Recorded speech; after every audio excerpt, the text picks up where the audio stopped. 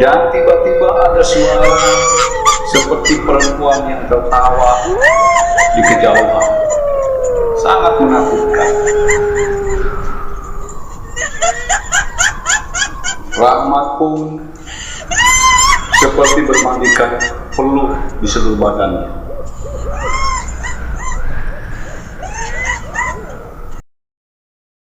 Kisah ini bermula saat Rahmat sedang menunggu ayahnya yang sedang melakukan perawatan di sebuah rumah sakit.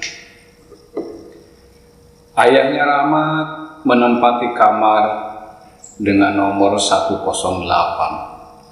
Posisi kamar itu berada di sudut berdekatan dengan sebuah pintu keluar. Jadi pada saat itu Rahmat datang seperti biasa jam 6 sore untuk menggantikan saudaranya yang lain yang sudah menunggu pada siang harinya. Seperti biasa, Rahmat melakukan aktivitasnya di rumah sakit itu, yaitu memberi makan ayahnya ataupun memberi obat kepada ayahnya. Pada saat malam, sekitar jam 10 malam, suasana rumah sakit sudah mulai sepi. Para penjenguk sudah mulai pulang dan yang menjaga sudah mulai berada di kamarnya masing-masing. Jadi pada saat itu suasana sangat sepi, hingga Rahmat melihat ayahnya yang sudah tertidur. Dia asik memainkan HP-nya untuk menghilangkan rasa jenuhnya. Tepat jam 12 malam, Rahmat mulai merasakan kantuk yang menyerangnya. Sehingga dia mulai siap-siap untuk pergi tidur. Dia membereskan baju-bajunya untuk dipindahkan sebagai alas tidurnya. Rahmat tidur berada di bawah ranjang ayahnya yang sedang dirawat.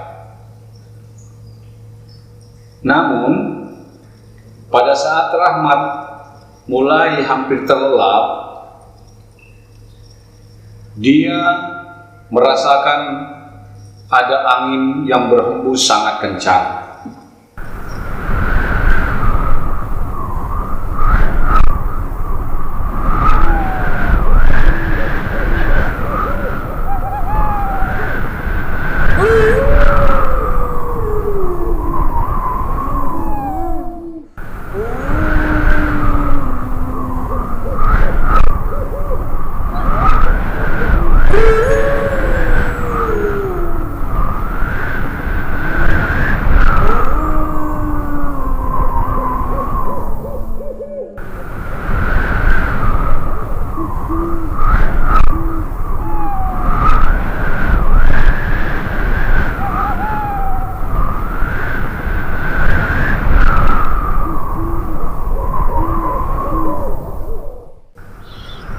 Angin berhembus sangat kencang yang dirasakan berada di luar kamar.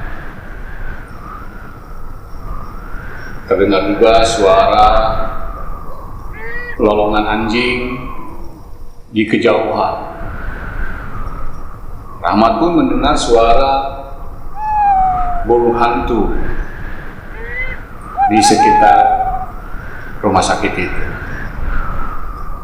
Rahmat merasakan bulu kuduknya mulai merinding. Yang tiba-tiba dia rasakan seperti itu, tidak seperti hari-hari sebelumnya. Rahmat itu sudah menjaga ayahnya sekitar 3 hari. Hari-hari sebelumnya dia tidak merasakan apa-apa. Namun malam ini dia merasakan yang lain. Malam ini adalah tepat malam Jumat Kliwon. Rahmat dalam sebuah ketakutan itu sama-sama dia mendengar suara langkah kaki yang diseret.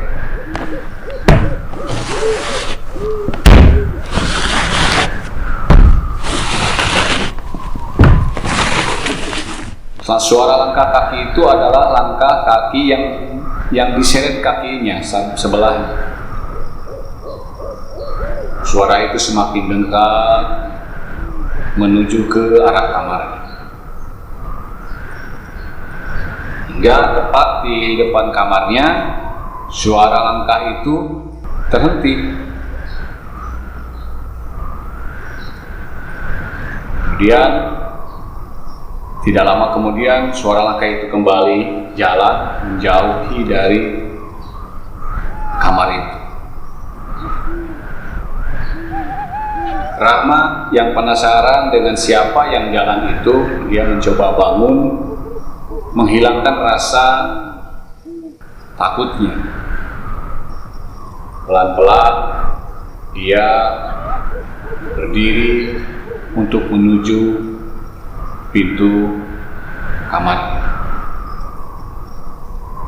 Pintu kamar pun Rahmat mulai buka pelan-pelan. Kemudian kepalanya menengok ke kiri.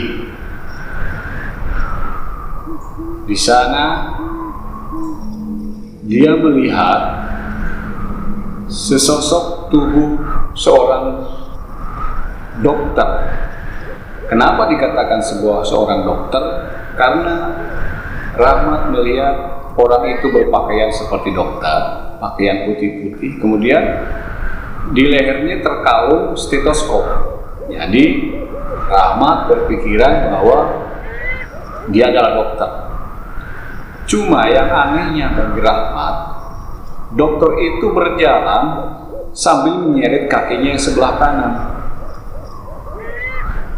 Jadi dokter itu berjalan dengan menyeret kakinya yang sebelah kanan. Jalannya pun sangat pelan. Siapa ya itu orang? Dokter malam-malam jalan, tapi jalannya seperti itu. Kenapa dia nggak pakai kursi roda? Atau setidaknya dia didampingi oleh perawat? Rahmat berbisik dalam hatinya, merasa heran. Dokter malam-malam jalan dengan cara kakinya diseret sendirian. Di antara keheranan itu, Rahmat membalikkan kepalanya ke kanan. Siapa tahu di sebelah kanan ada perawat yang menyusulnya. Tapi tidak ada. Kemudian Rahmat pun berbalik kembali kepalanya ke arah dokter tadi. Dan ternyata si dokter itu sudah tidak ada.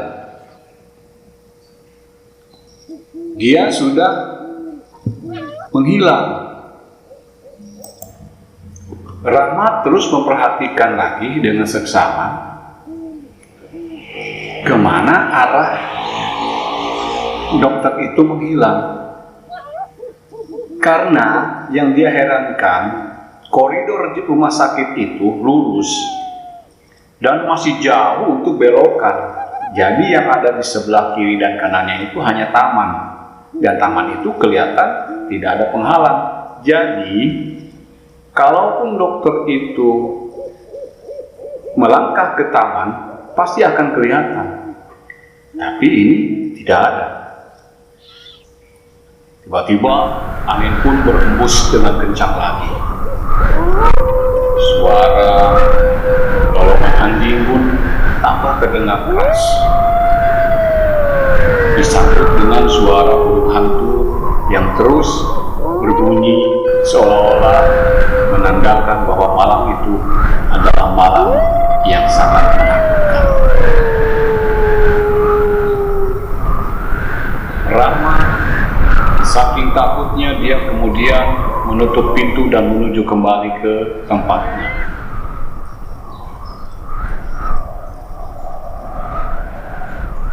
Di dalam kamar, Rahmat terus memikirkan kejadian itu. Kemana sebenarnya dokter itu melangkah? Apakah dia menghilang atau dia lari? Tapi nggak mungkin. Jalan saja dia terseok-seok, bagaimana dia bisa lari? Di tengah ketakutan dan keheranan itu, kemudian terdengar lagi suara langkah. Suara yang tadi, suara dokter itu melangkah dari arah kiri, kembali menuju ke kamarnya.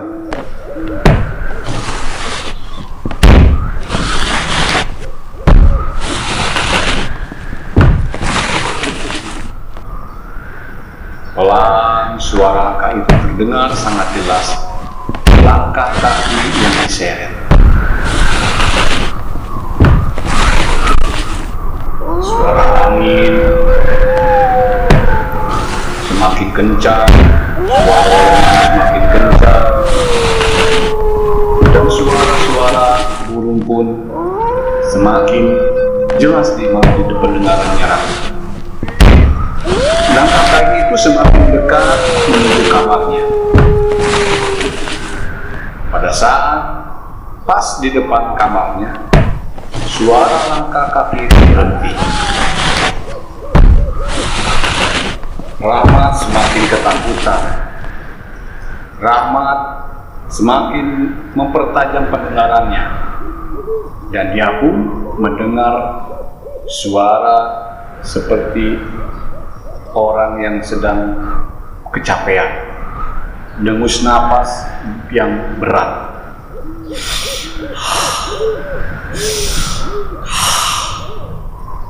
Suara dengusan napas terdengar di balik pintu kamarnya.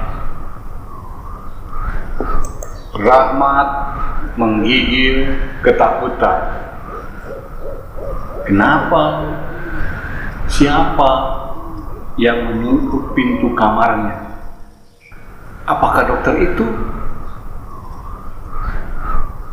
Di antara ketakutan pun Rahmat beranikan diri untuk menyahut. Siapa di sana? Tidak ada jawaban. Rahmat pun kembali bertanya, siapa di luar sana? Tidak ada juga jawaban. Rahmat semakin menggigil ketakutan. Dia langsung mengambil selimut dan menyelimuti dirinya, menutupi semua tubuhnya. Suara ketukan kembali terdengar, diiringi dengan suara angin yang semakin kencang, suara burung hantu yang terus berbunyi, dan lolongan anjing di kejauhan pun terdengar.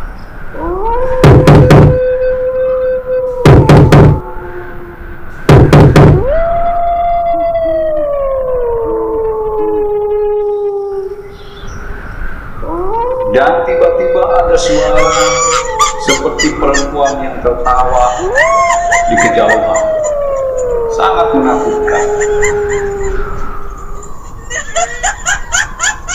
Rahmat pun seperti bermandikan peluh di seluruh badannya. Suara angin, suara ketukan, suara anjing melolong, dan suara burung hantu pun tidak pernah berhenti. Hingga Rahmat pun kembali sadar dan kembali ingat petua dari orang tuanya, jika menemukan sesuatu yang menakutkan, maka dia harus membaca doa. Rahmat pun dalam hatinya pun segera melantunkan ayat-ayat suci sebisanya dia.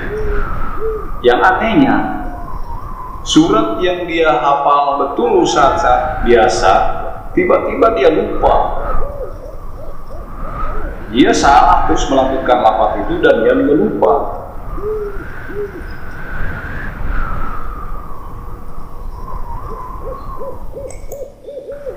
Hingga akhirnya secara tiba-tiba angin pun berhenti. Suara lolongan anjing pun tidak terdengar lagi. Dan suasana rumah sakit kembali sunyi. Di saat sunyi seperti itu, pintu terbuka. Rahmat langsung melonjak dari tempat tidurnya menuju ke ayahnya.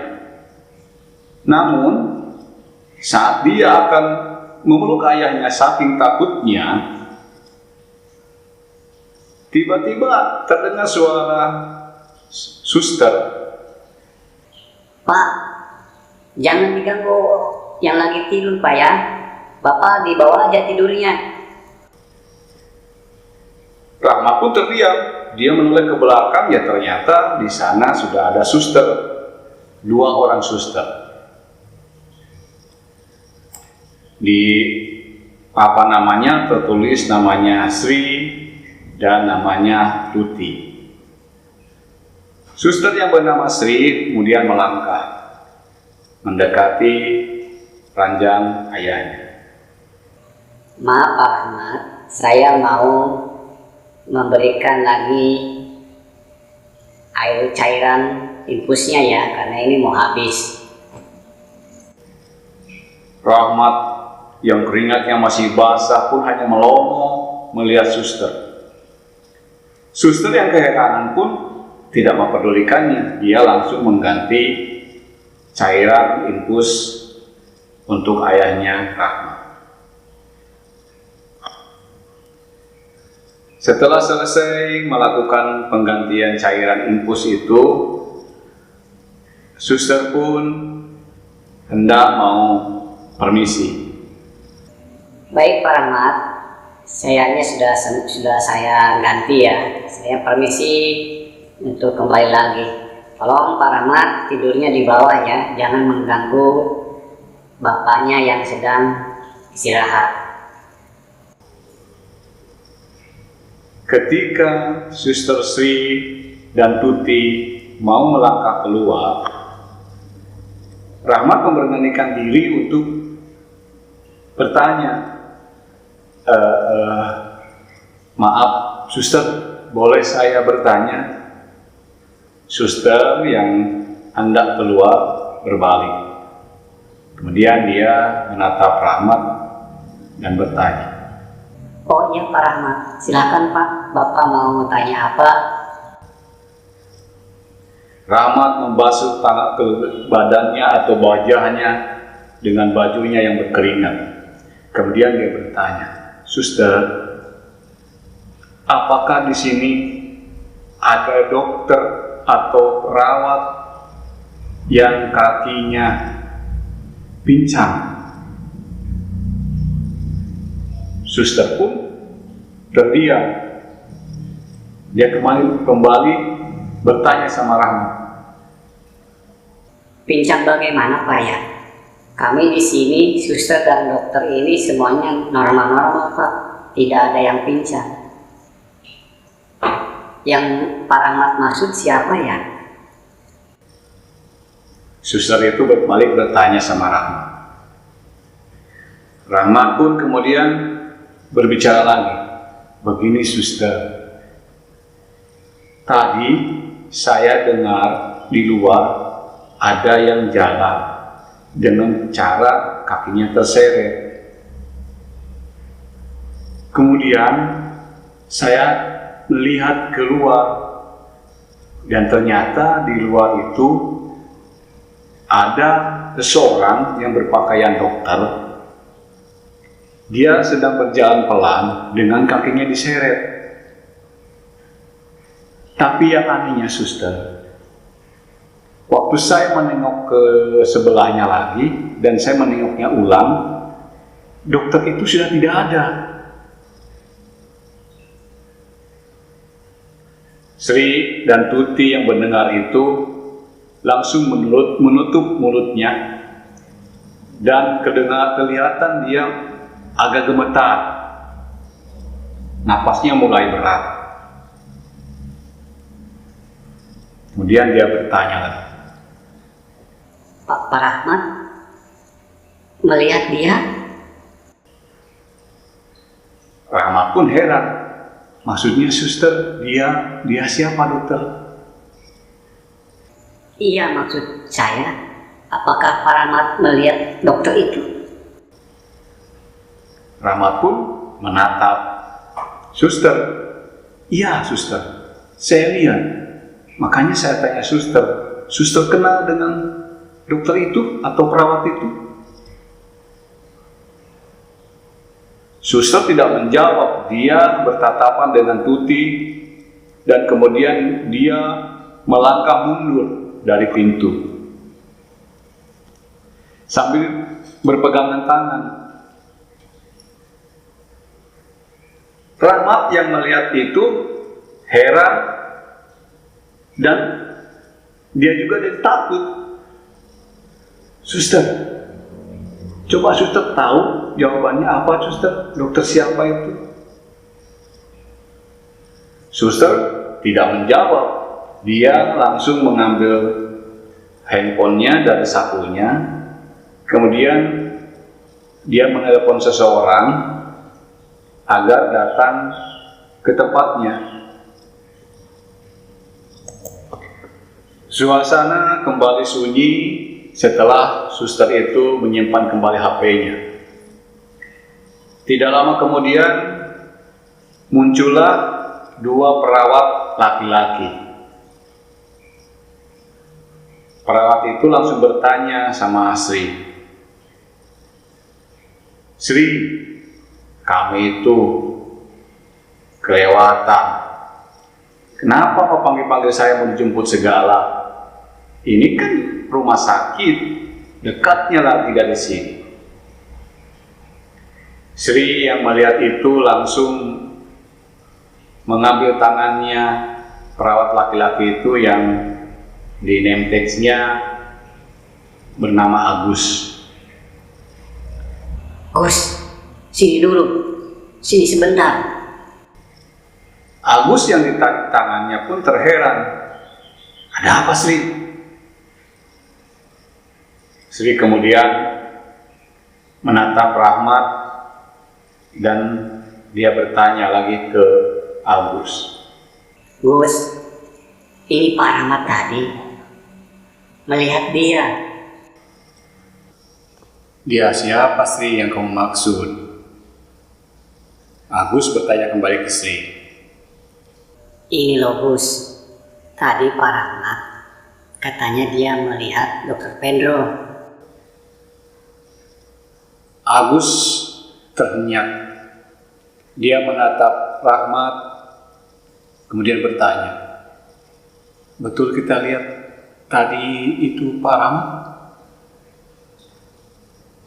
Rahmat pun membalas, "Iya Pak, tadi saya lihat betul itu ada dokter, tapi jalannya menyeret kakinya."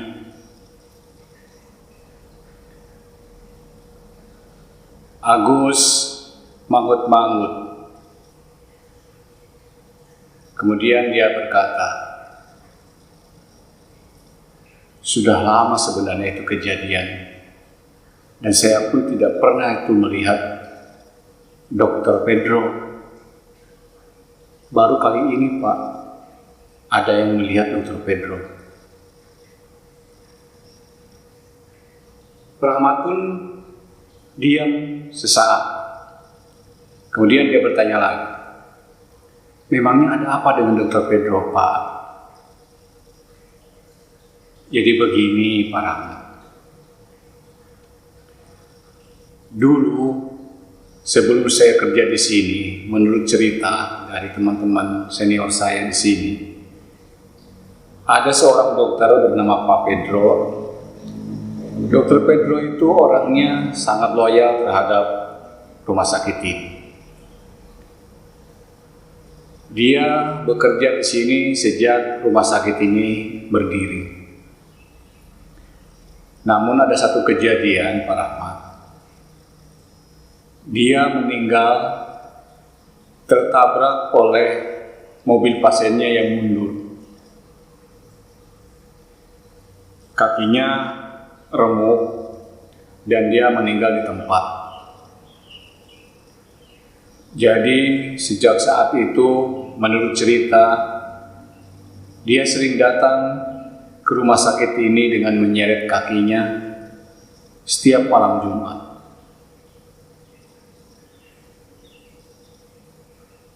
Agus pun diam sejenak. Kemudian Sri berbicara, "Tapi Gus, selama saya kerja di sini, saya belum pernah dengar seperti itu." "Ya betul Sri, saya juga begitu, tidak pernah mendengar cerita itu, betul-betul dilihat.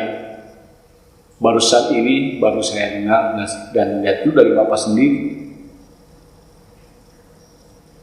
Rahmat hanya diam menatap ke suster itu. Namun tiba-tiba Agus pun berkata, "Begini saja Pak Rahmat. Pak Rahmat tidur saja, nggak apa-apa. Pak Pedro atau Dokter Pedro itu tidak akan mengganggu kita. Dia hanya ingin menunjukkan bahwa dia ada di sini, bahwa dia selalu ada di rumah sakit ini, walaupun kita mungkin merasa takut dengan kehadirannya." Suasana kembali diam, dan Agus pun melanjutkan, "Oke Pak Rahmat, karena masih banyak kerjaan yang harus dikerjakan, saya berempat permisi dulu. Semoga Pak Rahmat bisa tidur dengan tenang." Akhirnya mereka pun pergi meninggalkan Rahmat sendirian dengan bapaknya yang terbaring. Setelah suster-suster itu keluar, Rahmat kembali menutup pintunya. Dia merenung sendiri dengan kejadian apa yang dialaminya tadi. Kemudian dia pun melangkah ke tempat alas tidurnya untuk beristirahat.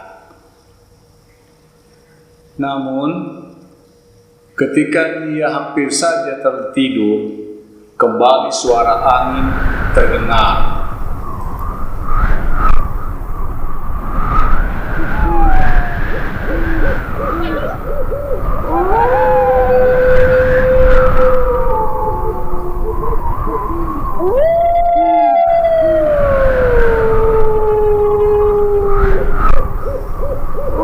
Rahmat pun kembali merinding bulu-bulunya. Dan tiba-tiba dia pun mendengar suara langkah kaki itu kembali mendekat ke arah pintu kamarnya.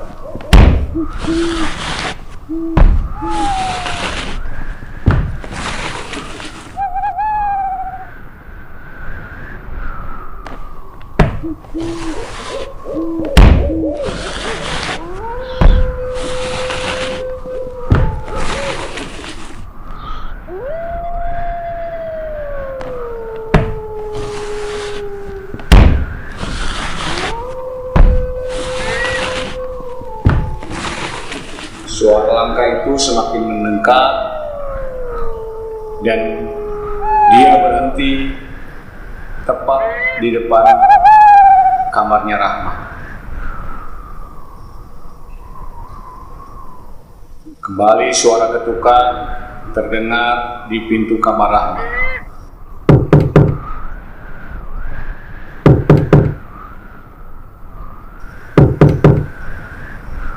Rahmat kembali menggigil, semakin ketakutan, dan suara-suara pun semakin terdengar jelas menakutkan.